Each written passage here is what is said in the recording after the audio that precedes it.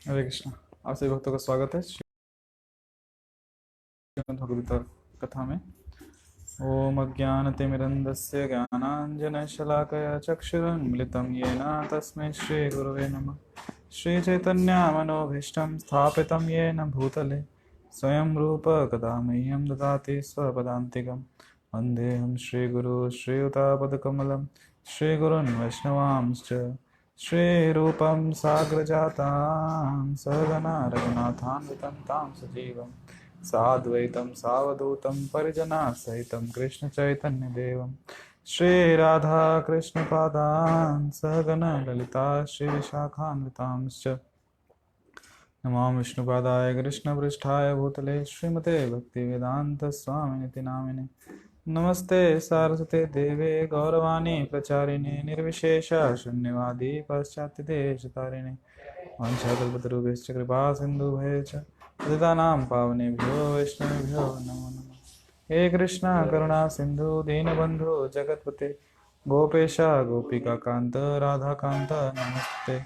तप्त कांचन गौरांगी राधे वृंदावनेश्वरी वृषभानुसुते देवी प्रणमामि हरिप्रिये।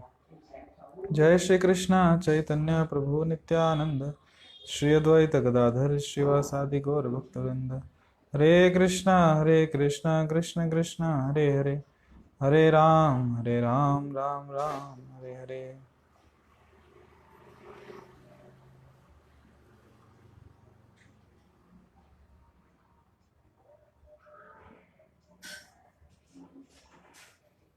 हरे कृष्णा। तो आप सभी भक्तों का स्वागत है आज के भगवद्गीता कथा में। आज का जो श्लोक है, आज हम पढ़ रहे हैं श्रीमद् भगवद्गीता यथारूप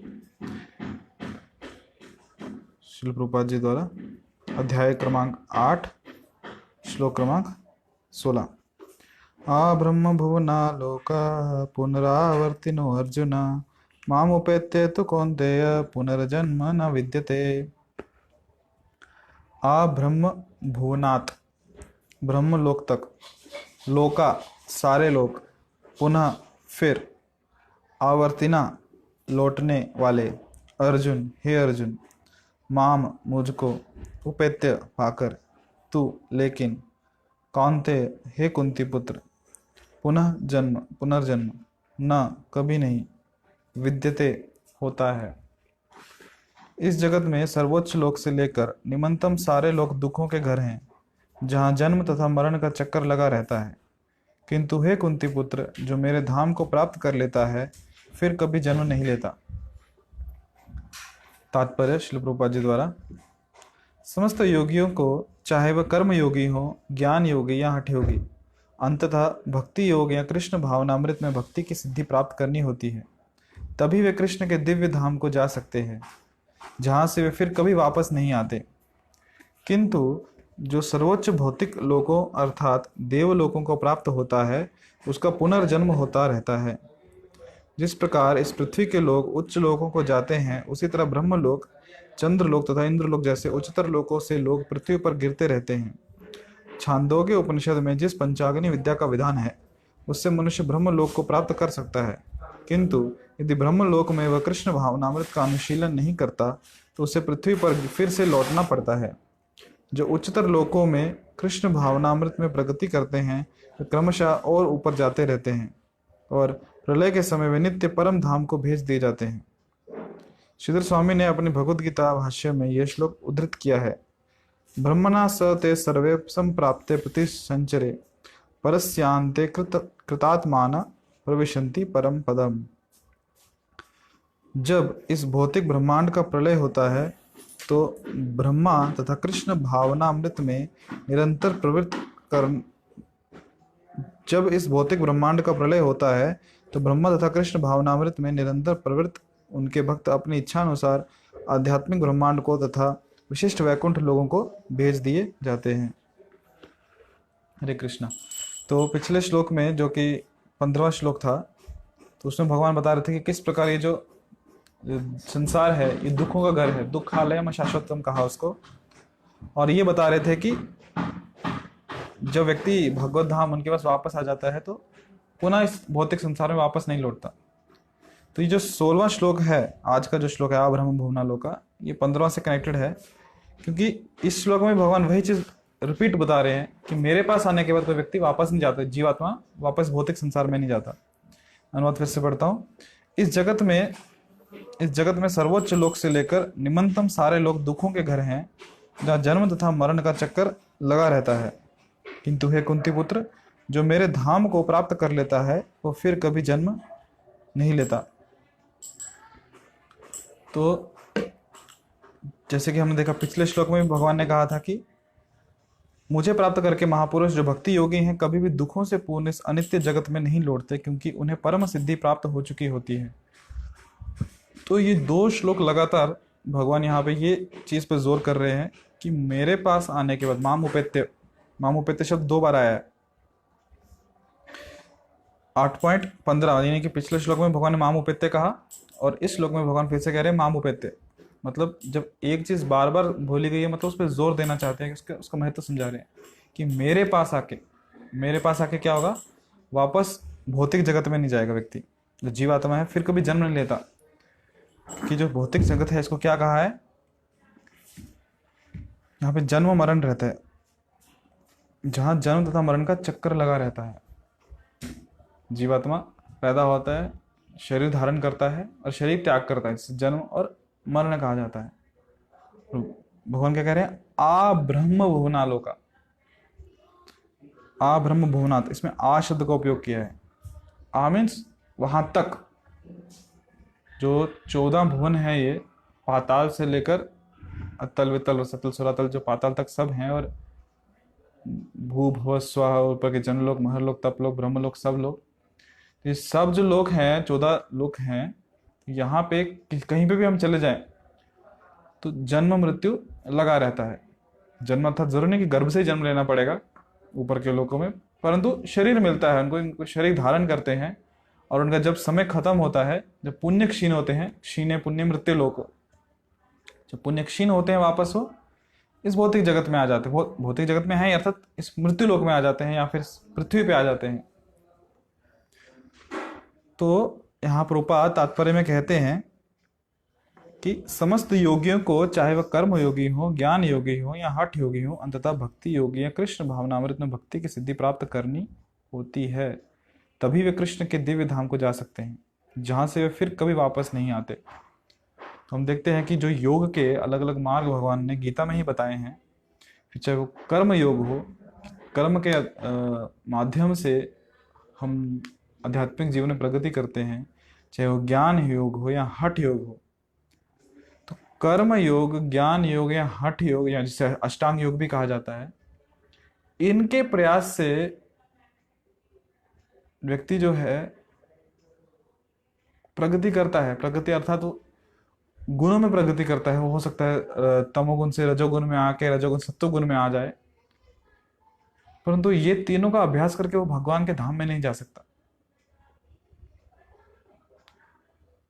उसकी चेतना में परिवर्तन आएगा, वो धीरे धीरे क्रमशः प्रगति करेगा आध्यात्मिक जीवन में, परंतु भगवान के धाम में नहीं जा सकता। क्योंकि भगवान के धाम में व्यक्ति कैसे जाता है, केवल भक्ति करके। यहाँ पे लिखते हैं ना प्रभुपाद जी, अंततः भक्ति योग या कृष्ण भावनामृत में भक्ति की सिद्धि प्राप्त करनी होती है। तो ये सब करने के बाद में अंततः क्या करना है, कृष्ण भावनामृत भक्ति की सिद्धि प्राप्त करनी होती है। जो भक्ति योग का अभ्यास करेंगे तब जीवात्मा भक्ति योग का अभ्यास कर रहा है, वही तब वो जीवात्मा भगवान के धाम को जाने के लिए क्वालिफाइड हो जाता है, तब वो उस स्तर पे आ जाता है। जैसे भगवान बोलते हैं ना गीता में, भक्त्या मामा भी जानती, कि bye practice of devotional service only, कि भक्ति के अभ्यास से ही व्यक्ति भगवत धाम आ सकता है।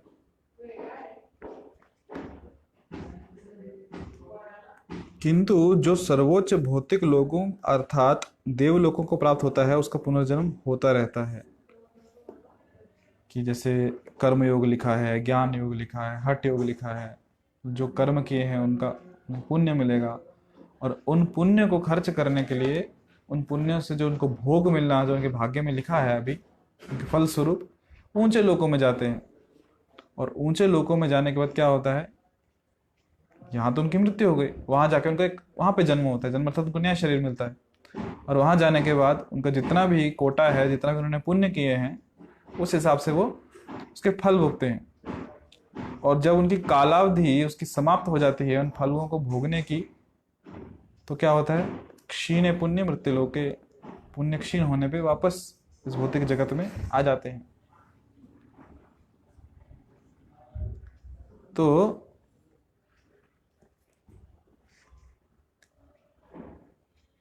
पुनर्जन्म होता रहता है।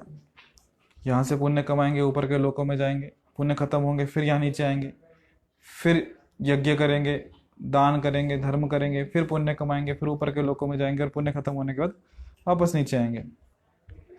जिस प्रकार इस पृथ्वी के लोग उच्च लोकों को जाते हैं, उसी तरह ब्रह्म लोक, चंद्र लोक तथा इंद्र लोक जैसे उच्चतर लोकों से लोग पृथ्वी पर गिरते रहते हैं।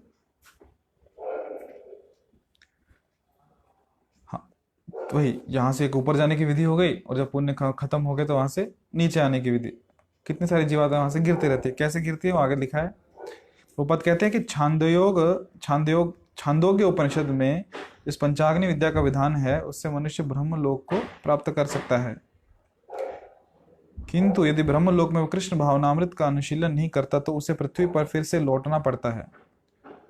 तो ये छांदोग्य उपनिषद में जो पंचाग्नि विद्या का विधान है वो यहाँ पे भी है।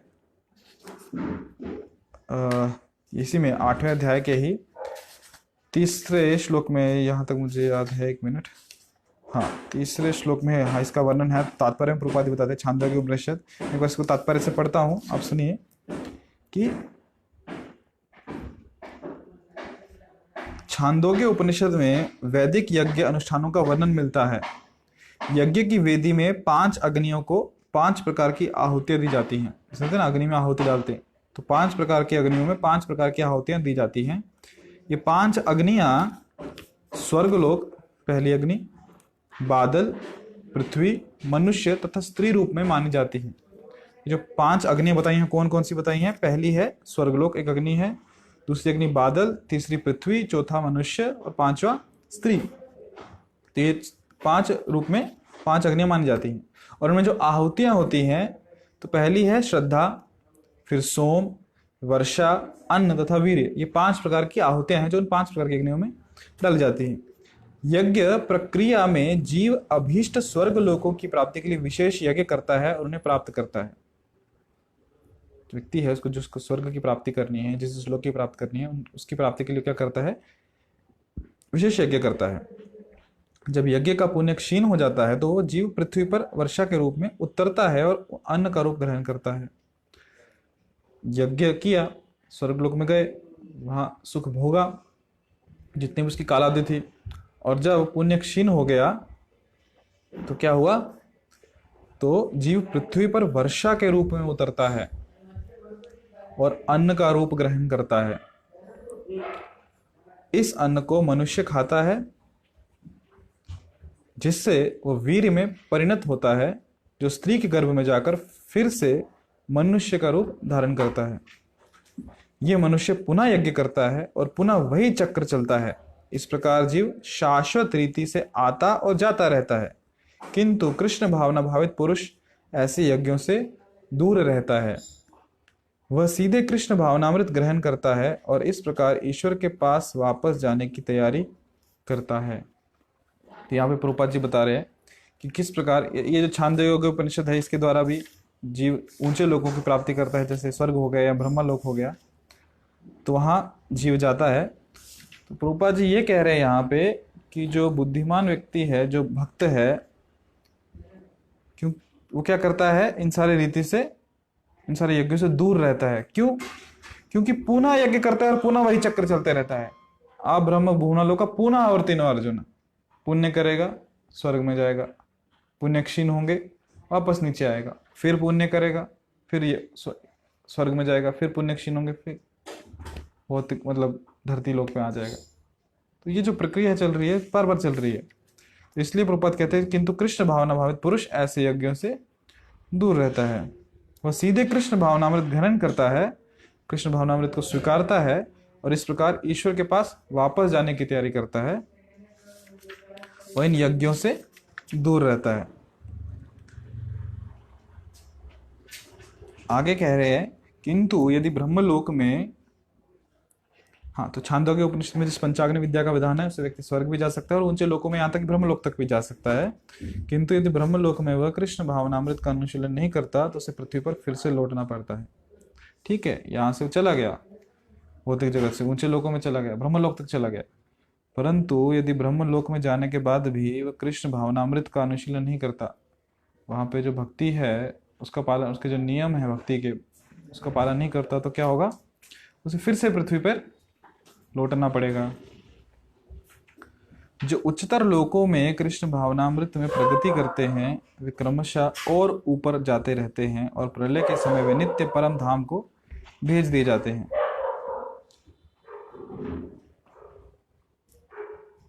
अभी ऊंचे लोकों में गए, वहां जाने के बाद भी यदि कृष्ण भावना अमृत का प्रयास का पालन किया, यदि भक्ति के जो सिद्धांत है उनका पालन किया, तो क्या होगा, उनकी वहां पे और प्रगति होगी और क्रमशः और ऊपर जाते रहते हैं, ऊपर के लोग और ऊपर के लोग और ऊपर के लोग, जैसे उनकी प्रगति हो रही है। और प्रलय के समय नित्य परम धाम को भेज दिए जाते हैं। प्रलय के समय क्या होता है, प्रलय के समय सब जो सृष्टि है उसे भगवान समेट लेते हैं। तो ब्रह्मलोक भी जब समेट जाएगा तो ब्रह्मा जी बाकी भक्तों के साथ, जो भी वहां पे भक्त हैं जो शुद्ध हो चुके हैं अभी पूर्णतः, वो ब्रह्मा जी के साथ भगवान के धाम को लौट जाते हैं। श्रीधर स्वामी ने अपने भगवत गीता भाष्य में श्लोक उद्धृत किया है, ब्रह्मणा स ते सर्वे संप्राप्ते प्रति संचरे परस्यांते कृतात्मान प्रविशन्ति परम पदम। कि जब इस भौतिक ब्रह्मांड का प्रलय होता है तो ब्रह्मा तथा कृष्ण भावनामृत में निरंतर प्रवृत्त उनके भक्त अपनी इच्छा अनुसार आध्यात्मिक ब्रह्मांड को तथा विशिष्ट वैकुंठ लोगों को भेज दिए जाते हैं। वही जो प्रभुपाद जी ऊपर बता रहे हैं, उसका डायरेक्ट श्लोक दिया गया यहाँ पे कि जब ब्रह्मा का जी का जो श्लोक है उसका प्रलय में वो भी जब खत्म हो जाता है तो ब्रह्मा जी के साथ जितने भी वहाँ पे भक्त लोग हैं जो कृष्ण भावनामृत में पूरी तरह रत हैं, वो सब वहाँ से आध्यात्मिक ब्रह्मांड को यानी अर्थात वैकुंठ लोक भगवान के धाम में चले जाते हैं। तो ये तो हो गया कि हम ये समझ सकते हैं कि किस प्रकार एक जीवात्मा इस लोक में पुण्य कमा के ऊंचे लोकों में जाता है और पुण्य क्षीण होने पे वापस यहीं पे आता है, तो चक्कर चलते रहता है उसका। तो हम यहाँ पे भी देख सकते हैं कि हमारे समाज में भी कुछ लोग ऐसे रहते हैं, कुछ लोग, काफी लोग ऐसे रहते हैं कि जैसे कि हम इन जो ये हैं इनको यहाँ पे पृथ्वी पे अच्छा नहीं लग रहा कि यहाँ पे सुख सुविधाओं का वो स्टैंडर्ड नहीं है जो उन्हें चाहिए, या ऐसे कहें कि यहाँ के दुखों से परेशान हो गए तो ऊंचे लोगों में जाना चाहते ताकि वहाँ के सुख भोग सके। तो व्यक्ति यहीं पे जैसे जिस एरिया में रहता है तो कुछ किसी हाई क्लास एरिया में जाना चाहेगा या किसी दूसरे देश में जाना चाहेगा या दूसरे स्टेट में जाना चाहेगा कि जहाँ का स्टैंडर्ड ऑफ लिविंग, जहाँ का रहन सहन का जो क्वालिटी है वो यहाँ से अच्छा है ऐसा उससे लगता है, तो वहाँ जाता है। और वहाँ जाने के बाद वहाँ पे रहता है और रहने के लिए उसे कुछ धनराशि भी खर्च करनी पड़ती है। तो जितनी धनराशि वो यहाँ से साथ में लेके जाता है उतने ही वो वहाँ पे आनंद कर पाता है, उतनी देरी वहाँ पे मज़े कर पाता है। और जैसे ही वो धनराशि समाप्त हो जाती है, उसका बैंक बैलेंस समाप्त हो जाता है, या फिर आप ऐसे कहो कि उसका वीज़ा की डेट ख़त्म हो जाती है अगर दूसरे देश में गया है तो उसे पुनः वापस अपने देश वापस आना पड़ता है। क्यों? उसकी समय सीमा, उसकी कालावधि समाप्त हो गई है। तो वापस अपने देश में आता है और धनराशि कमाता है और अपने वीज़ा की डेट सैंक्शन करवाता है गवर्नमेंट से, सरकार से, जो उस सरकार के अथॉरिटीज़ हैं उनसे। और एक बार उसकी वीज़ा सैंक्शन हो गया, उसकी कालावधि सेट हो गई कि कितनी देर के लिए इसको जाना है, चाहे वो 2 दिन, 10 दिन, 6 महीने, 1 साल, उसका पर्याप्त धनराशि आ गई तो वहाँ से वो उस देश में जाता है। उसका जो भी कार्य है, चाहे वो बिजनेस ट्रिप हो या फिर वो घूमने गया हो, वो सब करके जैसे उसकी धनराशि खत्म हो गई, उसका वीज़ा की डेट खत्म हो गई, वापस वो अपने देश में आ जाता है। आना पड़ता है उसे, मजबूरन आना पड़ता है। तो वैसे ही है, जिन लोगों ने पुण्य कमाया उनका पुण्य का बैंक बैलेंस बन गया, उनको एक कालावधि मिल गई कि इतने टाइम पीरियड के लिए आप जा सकते हो, सैंक्शन कर दिया गवर्नमेंट ने, सुप्रीम गवर्नमेंट ने, तो उस लोक में चले जाते हैं। टाइम लिमिट खत्म हो गई, बैंक बैलेंस खत्म हो गया पुण्य का, वापस नीचे आ जाते हैं। और किसी किसी केस में ऐसा भी होता है कि जैसे मान लो हम हमारे देश से दूसरे देश में गए हैं और वहां पे जैसे बोला बिजनेस ट्रिप, तो हम वहां पे धन कमाना चालू करते हैं। यहाँ से हम तो कुछ धनराशि लेके गए कि हम वहां जाने के लिए सक्षम हो सके, वहां पहुंच गए और हमने वीजा भी जो था कुछ समय का लिया था, गवर्नमेंट सैंक्शन किया था, बट वहां जाने के बाद हमने वहां पे धनराशि कमाना शुरू कर दी, हमने वहां बिजनेस चालू कर दिया, हम जॉब करना शुरू की, तो वहां पे धन कमाने लगते हैं। तो वहां धन कमा रहे हैं तो वहां पे और देर रुक सकते हैं और हमारा वीजा वहीं से रिन्यू करा सकते हैं। तो ये क्या है कि हम वहां बैठे बैठे, जैसे कि प्रभुपाद जी कह रहे हैं कि कृष्ण भावनामृत में भक्ति की सिद्धि प्राप्त करनी होती है। नहीं नहीं, यहां पे कहाँ है, एक मिनट। यदि कोई ब्रह्मलोक में कृष्ण भाव, हाँ, जो उच्चतर लोकों में कृष्ण भावनामृत में प्रगति करते हैं वे क्रमशः और ऊपर जाते रहते हैं। तो वैसे ही जैसे कि जो व्यक्ति दूसरे देश में जाने के बाद वहां पे भी क्रमशः और धनराशि कमाते रहता है, तो फिर वो वहां रुकता है और वहां से उसको और आगे कहीं जाना हो जा सकता है।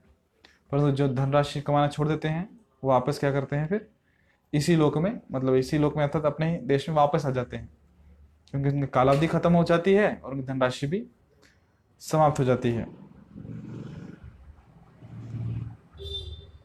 परंतु इन 14 भुवनों में, ये 14 लोक जिन्हें कहते हैं, 14 लोकों में हम कहीं भी जाएं, पाताल से लेकर ब्रह्म लोक तक, हम कितना भी पुण्य लेके जाएं कि वहां जाके कुछ आनंद का भोग करेंगे, परंतु क्या कह रहे हैं प्रभुपाद, निम्न सारे लोग दुखों के घर हैं।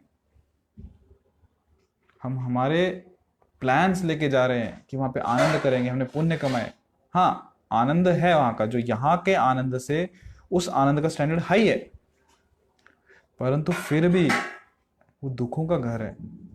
क्या वहां जन्म नहीं है, क्या मृत्यु नहीं है, क्या जरा नहीं है, क्या व्याधि नहीं है, कुछ ना कुछ आ जाएगी। क्यों आ जाएगी? क्योंकि भगवान ने सिस्टम ही वैसा बनाया। जब ठीक है कि धरती लोक जो एक ही लोक है, यहाँ पे जन्म का दुख हमें पता है, याद नहीं है पर देखते थे ना बाकी लोगों को कितनी तकलीफ होती है जन्म के समय, मृत्यु के समय कितनी तकलीफ होती है। ठीक है, हम कह सकते हैं स्वर्ग में कहाँ जन्म मृत्यु है, ऊपर के लोकों में क्या कहाँ जन्म मृत्यु है, तो उनको क्या तकलीफ होती है मृत्यु की, उनको थोड़ी एक्सीडेंट होता है, परंतु उनको वो देह त्यागना पड़ता है ना। तो जो आसक्ति निर्माण हो चुकी है उस देह के प्रति, कि इतना हाई क्लास देह, इतनी फैसिलिटीज वाला जो शरीर मिला है उनको, वो छोड़ के अभी वापस पृथ्वी लोक में गिरना पड़ेगा, गर्भावास करना पड़ेगा और उस जन्म की तकलीफ से वापस निकलना पड़ेगा। तो ये दुख कम है क्या? बेशक किसी भी हम लोक में चले जाएं, दुख रहने वाले हैं, क्योंकि भगवान गारंटी दे रहे हैं कि दुख रहने वाले हैं। तो यदि हम इनसे मुक्त होना चाहते हैं तो क्या करना है कि ये जो 14 भुवन है इसमें कहीं इंटरेस्ट नहीं दिखाना। इंटरेस्ट सिर्फ कहाँ पे? कृष्ण भावना की जो प्रणाली है उसमें। कृष्ण भावना की प्रणाली जब हम प्रैक्टिस करेंगे तब क्या होगा? माम उपेत्य, भगवान कहते हैं माम उपेत्य अर्थात मेरे पास आ जाएगा व्यक्ति। और माम उपेत्य तो कौन थे? पुनर्जन्म न विद्यते। और एक बार व्यक्ति कृष्ण के धाम में चला गया, कृष्ण के लोक में चला गया, तो फिर उसे वापस इस लोक में नहीं आना पड़ता, उसे आवश्यकता ही नहीं पड़ती। और वहां पे दुखों का घर नहीं है, वो वहां पे सुख और आनंद ही है।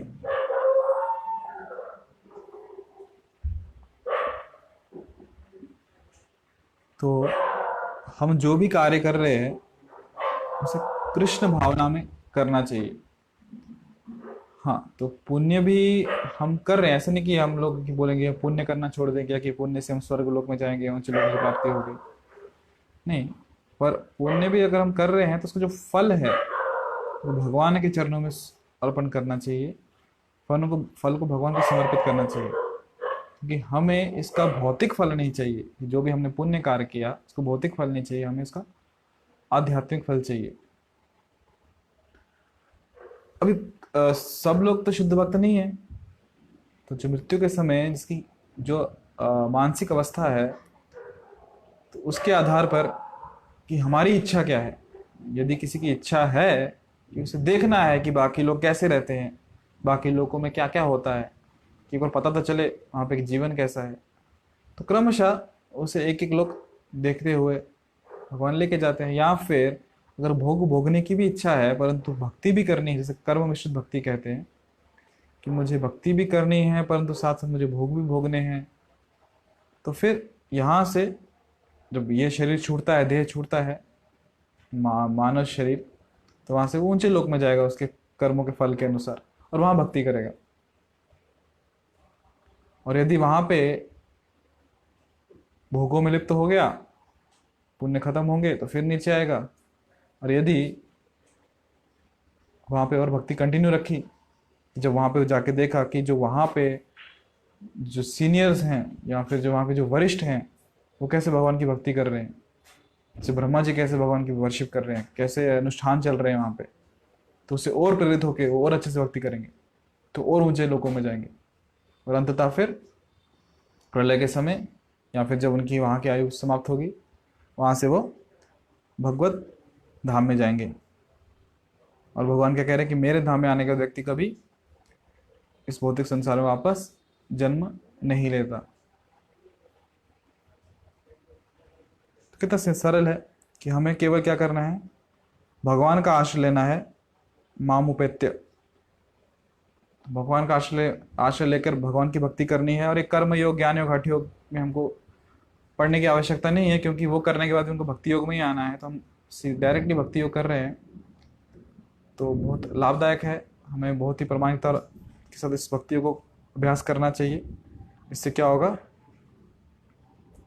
मृत्यु के समय हम भगवान का स्मरण कर पाएंगे, और जब हम भगवान का स्मरण करेंगे तो हम भगवान के धाम चले जाएंगे, जहाँ से हमको वापस आने की आवश्यकता के जहाँ से वापस नहीं आएंगे, क्योंकि हमने भगवान का आश्रय लिया है।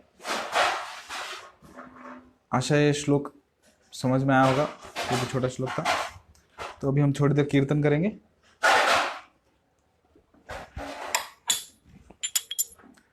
नमो विष्णुपादाय कृष्ण पृष्ठाय भूतले श्रीमते भक्ति वेदांत स्वामी नामिने। नमस्ते सरस्वती देवी गौरवाणी प्रचारिणे निर्विशेष शून्यवादी पाश्चात्य देशतारिणे। जय श्री कृष्ण चैतन्य प्रभु नित्यानंद श्री अद्वैत गदाधर शिवासदि गौर भक्तवृंद। हरे कृष्णा कृष्णा कृष्णा हरे हरे, हरे राम राम राम हरे हरे, हरे कृष्णा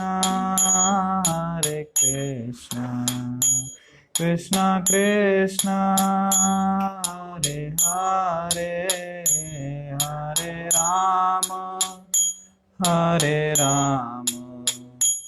राम राम हरे हरे,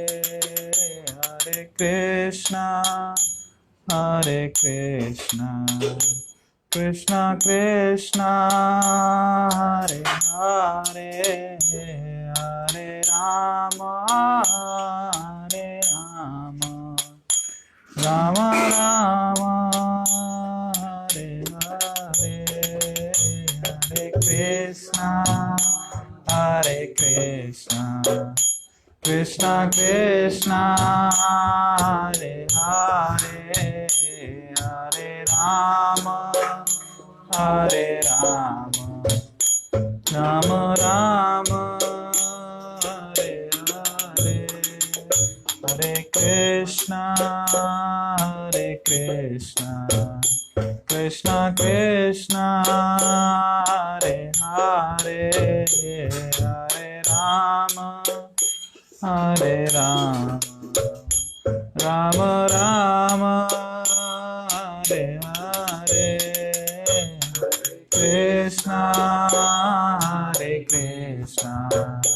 कृष्णा कृष्णा हरे हरे हरे राम राम राम हरे हरे हरे कृष्णा कृष्णा कृष्णा हरे हरे हरे राम राम राम हरे हरे कृष्णा कृष्णा हरे हरे हरे राम राम राम हरे हरे हरे कृष्णा कृष्णा हरे हरे हरे राम राम राम हरे हरे हरे कृष्णा हरे हरे हरे राम राम राम हरे हरे हरे कृष्णा कृष्णा हरे हरे हरे राम राम राम हरे हरे हरे कृष्णा हरे हरे हरे राम राम हरे हरे हरे कृष्णा कृष्णा कृष्णा हरे हरे हरे राम राम राम हरे हरे हरे कृष्णा कृष्णा हरे हरे हरे राम राम राम हरे हरे हरे कृष्णा कृष्णा कृष्णा हरे हरे हरे राम राम राम हरे हरे हरे कृष्णा कृष्णा हरे हरे हरे राम राम हरे हरे हरे कृष्णा हरे हरे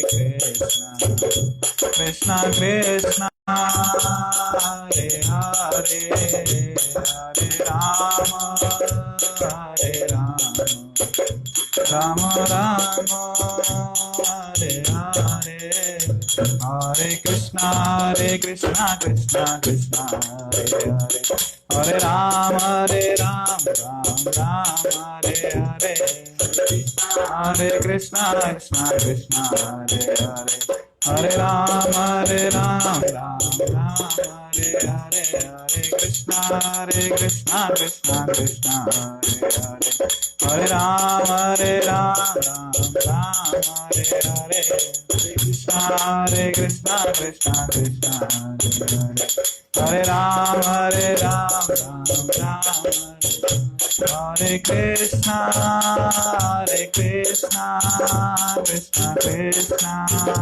हरे हरे हरे राम राम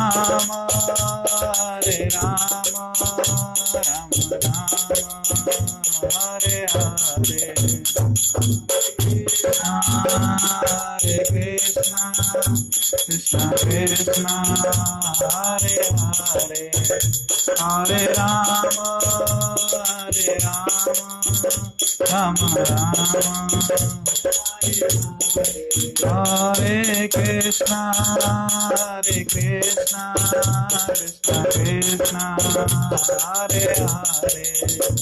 हरे राम राम हरे हरे कृष्णा कृष्णा हरे हरे हरे राम राम हरे हरे। जय श्री जगन्नाथ बलदेव सुभद्रा मैया की जय, हरिनाम संकीर्तन की जय, श्रील प्रभुपाद की जय, समेत गौर भक्त वृंद की जय, ताय गौर विमानंदे, गंधराचरण भगवद गीता की जय। जय कृष्ण।